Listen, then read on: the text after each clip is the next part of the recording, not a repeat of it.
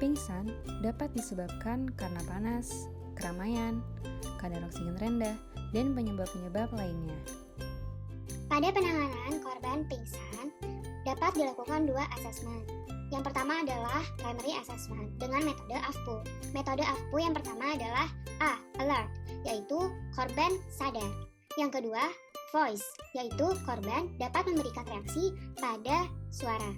Yang ketiga adalah pain, yaitu korban dapat memberikan reaksi pada rasa sakit. Dan yang terakhir adalah unconscious, yaitu korban tidak sadar. Asesmen yang kedua adalah secondary assessment. Secondary assessment ini menggunakan metode GCS atau Glasgow Coma Scale. Metode ini menggunakan 3 penilaian. Yang pertama adalah penilaian pada mata. Yang kedua adalah penilaian kemampuan berbicara. Dan yang ketiga adalah kemampuan motorik atau movement dari korban. Ketika kita menemui orang dengan gejala-gejala pingsan, segera alihkan korban dari penyebab-penyebabnya. Kemudian, baringkan korban dengan kepala lebih rendah dari anggota tubuh lainnya.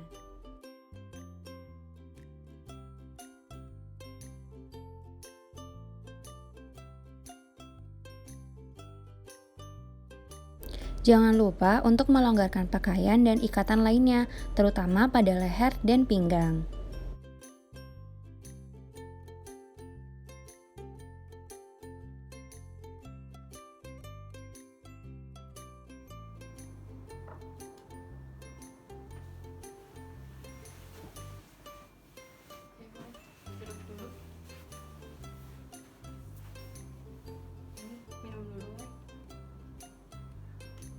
Kita bisa menanyakan beberapa hal sebagai pertimbangan untuk menghubungi petugas medis. Iya udah. Mawai, aku mau nanya sedikit. Kamu lagi hamil atau tidak sekarang? Enggak. Terus belakangan ini kamu ada penyakit-penyakit yang kamu lagi enggak? Kayak misalnya pusing atau sakit perut atau kamu pernah asma atau kayak gimana? Enggak. Oh, nggak ada. Terus kamu udah pingsan berapa kali hari ini? Apa ini pertama kali? Baru pertama kali sih. Nanti kalau misalnya Mawai ngerasa nggak enakan lagi, terus misalnya pusing atau mual atau misalnya sakit kepala itu sakit banget, nanti langsung hubungi petugas medis aja ya. Oke, semoga cepat sembuh ya. Iya, makasih. Pada korban pingsan yang kita curigai menderita penyakit lain seperti stroke atau sakit jantung lainnya, jangan lupa untuk melakukan SRS ABC. S yang pertama adalah safety.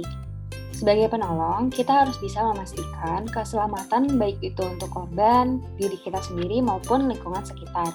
Hindari korban dari pemicu-pemicu penyebab pingsan. Yang kedua, respons. Jangan lupa untuk memastikan apakah korban dapat memberikan respon, baik itu terhadap suara, gerakan, maupun memberikan respon nyeri. Yang ketiga adalah send for help. Kita bisa meminta pertolongan pada orang sekitar. Apabila kita memerlukan penanganan yang lebih lanjut, kita dapat menghubungi petugas medis maupun layanan kesehatan lainnya. Yang keempat adalah airway. Jangan lupa untuk memastikan apakah ada sumbatan pada jalan nafas korban, bisa dengan membuka jalan nafas dan juga membersihkan jalan nafas korban.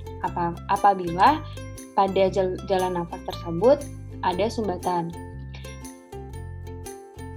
Yang kelima adalah breathing. Apabila korban memerlukan bantuan nafas, segera lakukan bantuan nafas. Dan yang terakhir adalah circulation.